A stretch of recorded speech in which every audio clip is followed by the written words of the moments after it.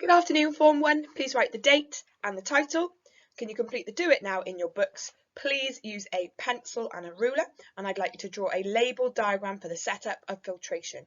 You must include the following key words, and if you are done, the stretch is available at the bottom.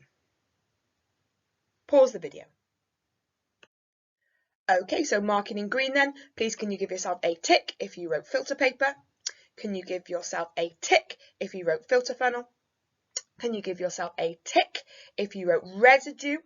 Remember, that is what remains due to the big particle sizes. So I'll draw a big particle in so we remind ourselves it cannot fit through the filter paper. And that could be something like mud or something insoluble. So I'm going to write the letters I-S. Can you write insoluble, please, into your book to remind yourself insoluble things are the residue. And then we should also have a beaker, or you may have done a conical flask. And finally, the filtrate is the soluble material. So I'm going to put an S here that goes through the filter paper. Some of you may have drawn a conical flask, which is fantastic. Can I just make a note from marking your work from last lesson that the conical flask needs to sit lovely like this around the filter funnel, because some of us had floating filter funnels in our diagrams. Check your work and give yourself a G and show me a picture of it if you included a ruler in your work. Okay, please can you write the side title, Recap of Particles? Can you put numbers 1 through to 5 in your margin? And you're just writing out the word now. You do not need to write out the question. And we're going to have a look at some changes of state and remind ourselves of some of the things we did in our first term at school. So when let's do the first one together. When the surface, there's that keyword surface of a liquid, changes into a gas. So I've got a liquid changing into a gas. Now you might automatically think that one's boiling, liquid to a gas. But because it's only the surface, hopefully you remember that word, evaporation. Pause the video and complete the rest.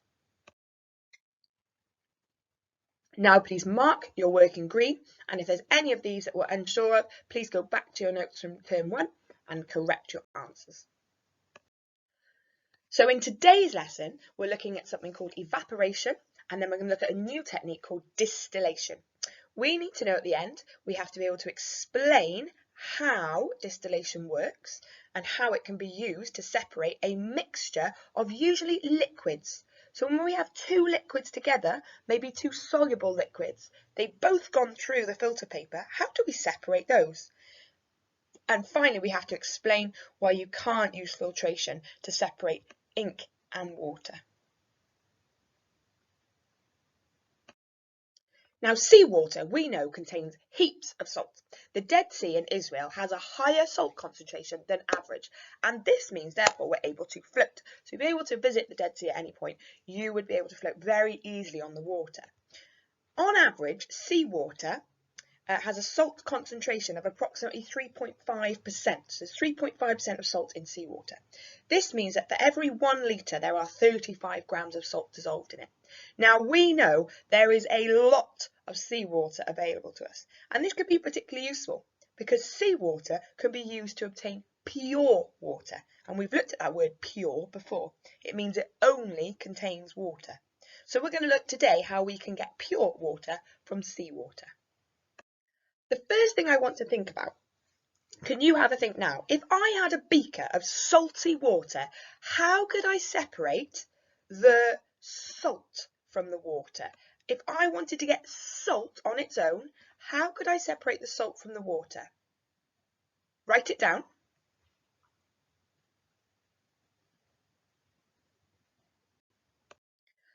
Hopefully, you got the word evaporation. We could evaporate the water, or we could boil that mixture to leave behind just the salt. The salt will not evaporate because it has a very, very high boiling point compared to water. The water will evaporate into the air, leaving behind the salt. And the process we use is called evaporation. What I want you to do, please, can you pause the video and copy the following diagram into your books to show the setup for evaporation. So what we would have, we'd have a Bunsen burner. Now remember, to draw the Bunsen burner, you can actually just draw an arrow to show heat. We have this thing called a heat-proof mat, and we've looked at those before to keep our bench safe. We have, look at my lovely straight line there, labelling horizontally, a tripod stand. I'm not sure if we've seen those yet, but it's a metal stand that we can place things on so they don't fall into the Bunsen. We then have a wire gauze, because that tripod stand, remember, has a hole in the middle, so the gauze allows us to sit things onto the tripod. And then we have something called, a new word now, an evaporating dish. And our mixture of pretend salty water goes into that dish, and we then boil that water, and so it evaporates from the surface slowly to leave our salt behind. Pause the video. Can you draw in pencil? You can draw an arrow for heat if you want, or you can draw the Bunsen. Label in pen, and I'd love to see these diagrams. Come and put them on the wall for me. Now, evaporation is a really useful process. It's often very useful for us to get rid of that liquid. For example, when glue dries, it is the water evaporating, leaving the rest of the mixture to dry and set. So it comes out the bottle very runny, but that water from the glue will evaporate, leave behind the sticky glue. There are also these things called salt pans in Italy, where salty seawater is warm and shallow, and the water will evaporate, leaving this lovely lumps of salt, as you can see in the video, behind for us to use for cooking. But today we're going to look at our new process. We've looked at filtration and we've looked at evaporation, and both are excellent separating techniques for mixtures. However, today our new question is, what if I wanted the water and not the salt from that salty seawater? Today we need to get water, not salt. I want you to imagine if you were stranded on a desert island and you had just these materials.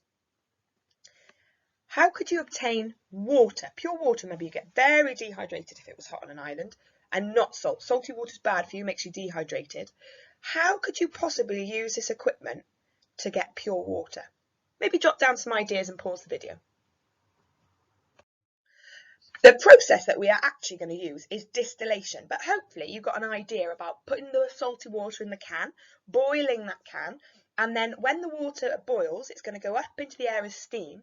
And if you can put a cold surface, like a metal pan above that's cold, when it hits that, the water will condense and you can somehow collect it.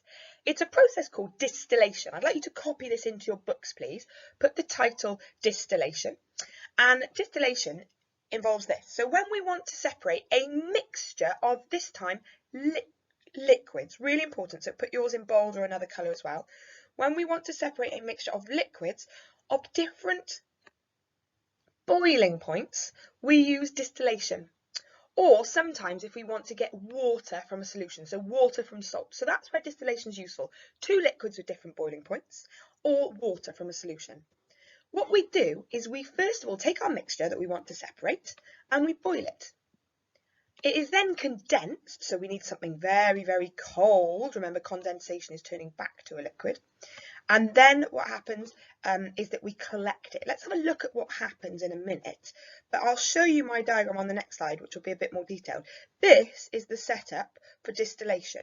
So we'll have a Bunsen, we'll have our mixture in this flask, we'll have a thermometer that tells us the temperature, because what happens is there's two liquids in here. The one with the lowest boiling point comes off first. It then travels up, because we know as it evaporates it will go up, and it goes along this tube, and this tube is very cold. We call it a condenser. There's cold water running around the outside. So what happens is the steam from water will go up here. It will then touch this cold surface, turn back to a liquid, and run along here, and we collect it, called the distillate, a bit like filtrate, but distillate, inside the beaker or the conical flask. Pause the video and just jot down some notes for me. So here's the diagram in a little bit more detail. We've got our Bunsen burner, first of all, which we heat the mixture with. Inside this flask, it's called a distilling flask, sounds a bit like distillation. We've got our mixture. And as we heat, we start to see vapours of gas coming off. We know that when we heat a liquid. Now what happens is in that flask, the mixture of the two liquids, the lowest boiling point will come first, will start to vaporise and turn into a gas first. So if you had salt and water in there, remember we can also use it to get off water. Water comes off before salt. So then what happens is the gas moves up the tube. There it goes, the one with the lowest point up the tube. We know what temperature it happens at because we have a thermometer. It will then only go this way, because that's the only way it can go, into this tube called a condenser. And you can see cold water running around the outside. And that causes that gas to turn back to a liquid. It condenses, so it will trickle all the way along and therefore be collected as a distillate. That's pure. So I'm going to write the word here, pure. Lovely. So 3 processes. We've got heat, number 1, condense, number 2, and finally collect. I'd like you to pause this video and watch the video called distillation video in the task instructions. Hopefully it'll be even more clear for you. Please can you now, in your books, copy out a function for each of the equipment parts in distillation. Remember, function means the job it does. Can you please copy this into your books? Okay, let's see how much we've understood. Can you please pause the video and can you try and attempt the following quick questions in your book? So A, B, C and D. Pause the video, write the answers. Answers come shortly. Good luck. How much do we think we've understood today? Please mark your work in green. Any issues, please talk to me on the chat on Teams. Okay, so final task for today's lesson. Can you put the title Task 2? And you're going to complete the distillation worksheet. This worksheet has 2 sections. Part 1, you need to label the diagram here using the words in the box here. Part 2, you are now a celebrity surviving on a desert island and you want everyone to know about it. So you need to now describe how you survive by describing the process of distillation. For outstanding progress, you should be highlighting this on your sheet. Explain what happens to the particles in the process. I want you to include the keywords evaporating, which happens in here. I want you to think about condensing, which happens in here. Collecting the distillate.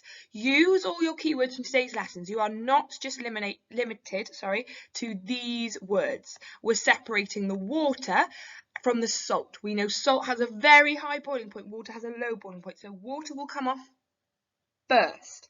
For a level 1 answer, you'll tell me about the states of change. So liquid to gas, gas to liquid. For level 2 answer, you'll describe what happens to the particles. You know, as you heat them up, what happens to those particles, please? And for level 3, you'll explain how distillation works. Thinking about all these words and breaking down all the different stages of distillation. You could do it in bullet points, no problem at all. I'm looking for at least 10 lines, at least. You could do it in your book. You don't have to print the worksheet off. And then what I would like you to do is please upload that work onto Teams. Please upload your worksheet on distillation, that final task, to Teams on the assignment tab. I'd like that please by 5 p.m. today, by 5 p.m. today.